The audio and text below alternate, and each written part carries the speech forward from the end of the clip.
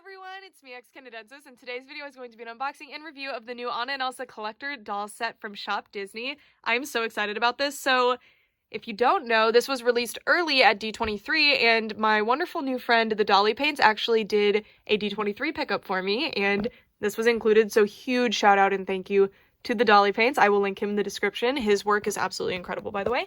And this is a limited edition item, so there are 5,700 of them in the world.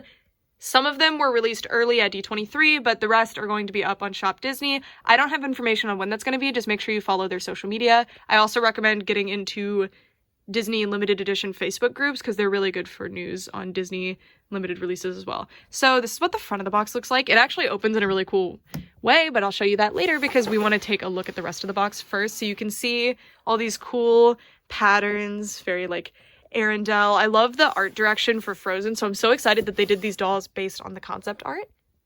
You can see Anna and Elsa collector doll set by Brittney Lee, and it says Brittney Lee is a designer, illustrator, and paper artist who is currently a production designer at Walt Disney Animation Studios. Her design work can be seen in many films, including Moana, Frozen, and Frozen 2. And the retail for this set is going to be $300, which is the same price that it was at D23. And now, all right, so let's check it out. The box is cut with this cool triangle window here, and we open it up. You can see Anna and Elsa, and they look so good. And it includes these little concept art cards of them. So here's Elsa. So cool. And it acts as like a COA, but it doesn't have the number on it. And there's these really nice little pockets, actually, that hold them in, which the plastic is not making it easy right now.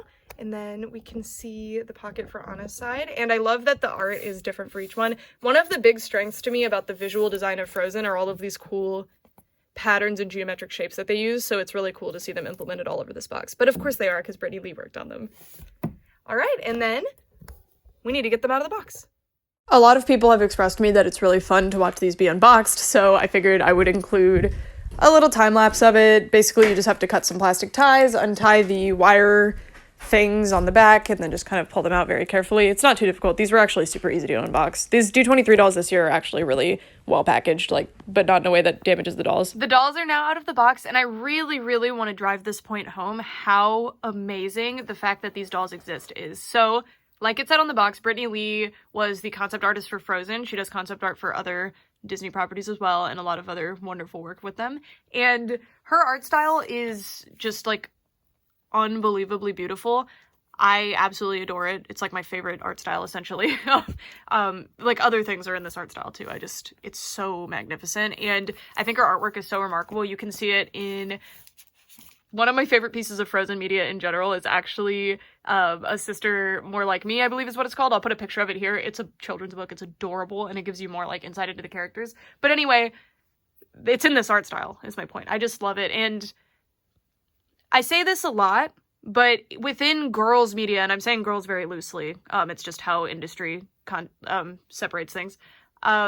Within this genre of media, you never see stuff like this, especially in doll form. Dolls are kind of considered like children's toys and like not respected. So it's unbelievable to see this actually be produced and in the quantity that it was. Originally, I thought that these were going to be like one of a kind because they were that special. So I'm overjoyed that there's almost 6,000 of these in the world. I think these are going to be pretty, like, relatively easy to get because I know this art style isn't for everybody. This is just, like, best case scenario for me for dolls. Like, this is what I've been asking for so long from doll companies, and I can't believe Disney, of all companies, actually delivered it, and I couldn't be happier to see it, especially with the Frozen girls, and I desperately hope that these do well so that we can see more. Anyway, with all of that out of the way, let's get started on the actual review. I'm going to start with Elsa because I think Anna's my favorite in this one. Since the thing that makes these dolls the most distinct and unique is the face, of course we have to start up here at the face. So you can see that she has rooted in eyelashes right at the lash line. Mine might be a tad bit too low on this side, but it's not noticeable from afar, at least in my opinion. And the lip shape is actually quite different. I love the way that they did the blush with the little highlight sparkles. The shimmery eyeshadow with no other detail to it is also a very nice touch. And the eyes are actually done in a metallic sheen paint, a pearly paint. It's quite interesting, and I really like this whole art style. And interestingly, her eyebrows are blue. think that was a really cool choice. This is very like vintage, I would say like 40s type of art style. It's absolutely beautiful. You can see it up into the 60s, I feel like, very like pinup. I love that it's kind of almost 60s Barbie looking on the dolls. It's so magnificent. But as you guys know, I'm not the biggest fan of 60s Barbies, but like this, if they looked like this, things would be different. Look at that profile. I'm pretty sure these are new face sculpts just for this too, which is so cool. Check that out. It's so beautiful.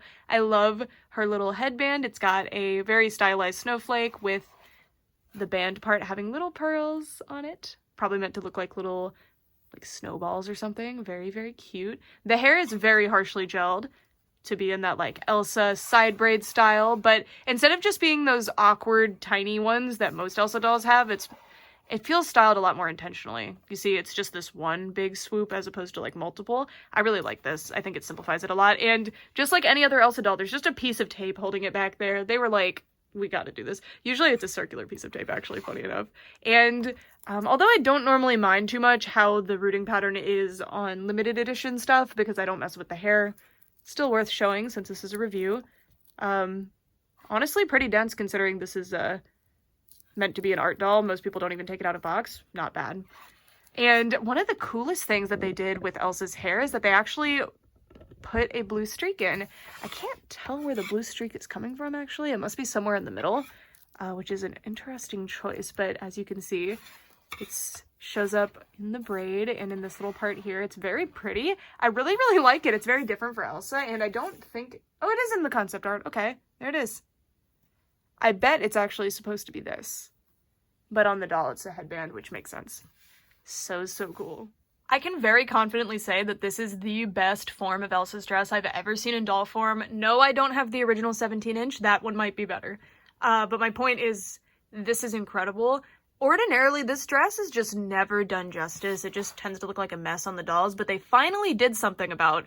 So one of my biggest pet peeves with this dress that they often do in doll form is that this piece, they'll make it look very costumey because they want to use fabric to do it, I get it. But it ends up looking really weird, and they kind of leaned into that instead of trying to and failing to just stitch up here and try to make it look like it fades into the skin. Instead, they put this little line of pearls. And I just think that helps so much in making it not look weird. And then they did the sleeve detail. Almost never see that sleeve detail. Love it. And it's embroidered. Really, really cool. And everything is continuing onto the back, which is awesome. The braid, when you get the doll, is actually rubber banded here. So if you want to leave it in that like exact position, you can. But I really like this. It's made out of a really shiny light blue organza. It's very subtle. I appreciate it. It is slightly bulky since this is a doll at the 1/6 scale, so obviously it's going to look a little bulky, but I think it gets the job done very, very well with the organza. And you can see that there's actually embroidery here and a tiny rhinestone. And I love that they embroidered the bodice because this is based on the concept art and not, well, I can't decide if this is the concept art or if this is concept art that was created to mimic the concept art, but be for these dolls. But anyway, they were mimicking this, so that's why the bodice doesn't have all those like mirror details, if that makes sense. And I actually really like this. It's very simple. I feel like they'll often use like sequins and stuff. It looks very busy, or they'll print it on or like iron it on. I think it looks really strange. This is all embroidered to have that really cool effect, and I love that they did the two different colors to make it look like they're actively like the light is bouncing off of them differently. I think they actually did a great job at that because no matter how I display her, it makes me think that if I turned her, the colors would shift, and obviously that's not what's happening, but I don't know. It's a really, really nice effect, and you can see it in the art as well. At least I think that's what it's going for. It could be that it's supposed to be asymmetric. I have no idea. Then there's the Elsa Cape thing. So it's actually this entire separate skirt thing. Let me move the camera. So the cape thing, whatever you would call it, starts up here at kind of the bust line, shoulder blade height. And this thing is meant to cover the back, which is quite nice because it covers whatever seams there are up here. But because of the way that the dolls are packaged, it's kind of wanting to be off to the side because the dolls are packaged with a big piece of wire here. But over time, that should settle into place. It's made out of satin. It's a nicer satin material. I'm still not a big fan of satin, though. I think it's very soft. I do also hate that they used plastic ties, so there are very obvious pull marks on it. And look at these embroidered snowflakes with metallic embroidery floss and little rhinestones. And I love these little like embroidered details here and this big ol' iron-on thing. It's very, very subtle where they did the iron-on, and I appreciate that, because if you do too much iron-on, it makes the dress really stiff and not flow well, which is the example of, well, the best example of that is the Show Yourself Elsa 17-inch doll, which personally I actually really like that doll, but the doll's dress doesn't flow at all because of all the iron-on, and that was a big complaint that year for that doll. You can see that I personally don't want to cut these because I like the way this is laying, but if you wanted it to be fully unfolded, just cut those. And this almost reminds me of Frozen Fever, the color and the patterns here.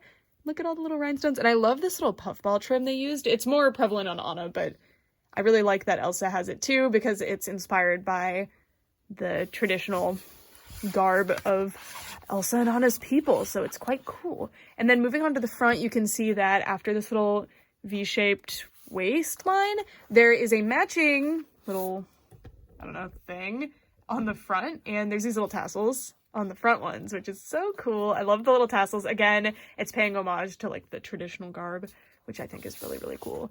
And you can see rhinestones and metallic embroidery. I think the metallic embroidery floss they picked is so nice. One thing I will say though is that I wish this had the leg slit, although, let me cut this little tie here, but you see what I mean? Those ties, they'll leave marks sometimes. It's such a bummer. But anyway, I wish that they had done maybe the leg slit, because that's such an iconic Elsa thing, but I really like this anyway. I think it's so cool. And the moment of truth, what you've all, oh, also check out the way that the fabric fades from this really cool teal, like faded, is it like a muted teal? That's what I would call it. It's so cool. It fades into purple, and it's so pretty. It's so well done. And this material is quite interesting. I wouldn't even know where to begin to try to describe it. Tiny little purple puff balls, and then her shoes, excuse the wire, I forgot to take it off. Look at these shoes. Elsa's shoes are often terrible in doll form, and these are perfect. Thank you, Disney. You gave us what we deserved. Also, she has a black stand, and it is a saddle stand, which I will show you what I mean by that with Anna, because she is currently tied to hers. All right, so Elsa is absolutely beautiful. I think the dress is so well done. I think she looks beautiful. I love her face. It makes her look like, if you guys didn't know, Elsa was actually originally going to be the antagonist in Frozen. She kind of technically still was, but you know, she was meant to be like the main antagonist and go like full evil Snow Queen mode. And I feel like this doll has that more like villainous vibe to her. Or if you don't see it that way, it can be more of like a regal, I don't know. I love this art style on the face. I understand that it's not for everybody. Anyway, let's switch to her sister. Before I forget, by the way, my number is 532. I'm covering it because people can use people's COAs to scam people, so I'm just being careful. And this is what the COA looks like. Yeah. Cool. So this is Anna. She is so cute. I definitely prefer the way her face was done. I feel like it matches her character a lot better. I love Elsa's face, but like as an Elsa doll, I don't know. I feel like it removes a lot of her emotion and personality, but it's still so pretty. It's a pretty doll, as opposed to being like, oh, that's an Elsa doll. You know what I mean? But Elsa at the same time is very much seen as like a stoic and regal character. I just feel like that's ignoring a lot of her character development and stuff. Anyways, you can see Anna here. She's so cute. So first of all, I pointed this out in my other, not necessarily a review, but when I was unboxing all of these, she doesn't have her blonde streak. So I actually didn't remember this, but one of you pointed out to me. She loses the blonde streak when she's revived by love. So I guess this would be after that. Elsa's wearing her Snow Queen dress and Anna doesn't have the streak, or I'm just looking too far into it. Maybe it's not intended to be anything like that. But I love the hair blend. I love the red that they chose, and I love the little brown streaks. I think it turned out fantastic. What I don't like is that they did this weird thing where they pushed the plastic ties through the rubber band, which is inevitably going to weaken those rubber bands a lot. So I'm scared to remove them, but I will for this review. It's just going to be in the next part. And look at her face. So I think she turned out a lot better. It reminds me of like, maybe I'm just misremembering where I know this face from, but is it like one of the Misfit toys in Rudolph maybe? If I find it, I'll attach a picture. I moved the camera up just a little so we could see the puffball headband. It's just a black gross grain ribbon with puffballs attached, but it's so cute. I love it. And her hair is styled into the side pigtails. I would never take this down. I could never put it back. Trust me, I've tried all my other Anna dolls. And she has a bit less hair on her head than Elsa does, so something to know about if you wanted to do restyles on these dolls or something, which honestly, I'm very tempted to get another set once they're fully available on Shop Disney because I just love them that much. I love her face. Look, so both of them have the blush on the underside of their noses. You can see it on Elsa here, but Anna's seems to be a bit more pronounced. I think it's just the color of it. Isn't it so cute? I love the like cold look, I guess, when you have like heavy blushing on your nose and cheeks. I just think it's so pretty. Isn't she just gorgeous? And you can see her rooted in eyelashes and the beautiful, beautiful makeup. I just love how simple it is, but yet how vibrant and interesting it is. It's very, very visually interesting. All right, I want to move down to the dress now. So this we're gonna have to do in multiple parts because first I wanted to show you the cape. So this is her travel gear. So she's wearing the cape here before she takes it off, I guess. And it's so, so nice. So I'll show you the top of it first. You can see this is the most detailed I think I've ever seen this cape. It looks so good. And I believe in the actual design, she does have the puffballs. Not everywhere, but I think right here. I don't remember though. So we have purple puffball trim. Love it. And all this embroidery, these little brads. It's just beautiful. Look at the collar on this thing. And the fabrics they used are so luxe. And everything continues on to the well, onto the front in this case, but everything continues onto the back. Unfortunately, we've lost that really cool clasp thing. So if you've seen, and this is actually on like the Mattel doll, I think, the really interesting clasp that is actually from the culture that Anna and Elsa are from again. But they don't have it here. Instead, it's a big, is this metal? It's just a big facet with a gem in it. It's very cute. It's very, very cute, but I'm a bit sad that we lost that clasp because it's such an interesting shape. And then if we move down, we can see the rest of the cape. So it is ironed and no plastic ties actually. Holding this is just ironed into place, so it should stay pretty well. Looks pretty good. Material is satin. It has a kind of distressed texture already. That's not just it being ridiculously snagged, but you can see there, that's from one of them plastic ties. I hate them. And yeah, so now I'll take this off so you guys can see the underside, which is just the dress. Oh, it's lined in a different color, by the way. That like mauve color, it's so pretty. Or mulberry? I think you'd call that mulberry. We're actually going to cut away again in just a moment because I want to show you the under part of the dress. This is a very multi-layered outfit. I was really, really hoping Elsa's would be like this would be separate from the underlayer, but unfortunately it's not. But Anna has an extremely detailed and layered outfit. So cool. So the corset or like the bodice of the dress, it also has that 2-color thing. So I think that's just part of the art. I don't know. But it's very, very beautiful. And you can see the little shoulder pads that are embroidered and have rhinestones. And it's all lined. No? Is that a gold trim then? Wow. It's like an inner lining to create a gold trim there. That is really, really subtle detail. Wow. All right, anyway, now we need to take this off. It just Velcros right off, so I'll be right back. All right, we're on the last layer. So this is the undershirt layer. Unbelievable how high quality and detailed every single piece of this is, which good, because these were $300, but that doesn't normally stop Disney. So this is really, really impressive. I love the little brads and this really just...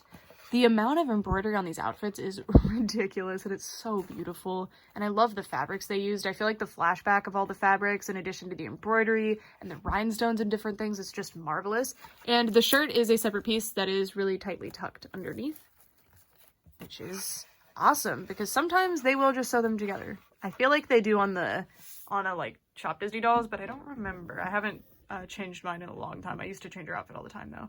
And then this skirt, so we're going to look at this and then I'm going to put the overlayers back on. So this one has a scalloped edge, fully lined, and it has little tassels again. So Anna and Elsa have a lot of visual cues that draw to each other, which is really, really nice in a set of dolls like this. And you can see all this embroidery, the rhinestones. Mine has a small flaw here, but I would just have to cut that. It's just that they forgot to cut the loose end there. Absolutely beautiful. Check that out. And everything continues onto the back. I love these lines specifically. It's just so subtle to do like a little droplet. It's beautiful. And this fabric also goes from light to dark with an ombre. And then I thought this was a separate piece, but I don't believe it. Oh, and the trim of the skirt is just a gross ribbon. I think it's ribbon. Anyway, this skirt is sewn to this other one, which is made out of the same texture as Elsa's skirt. And it's this really nice purple color, and you can see it when her skirt is down, as you can see.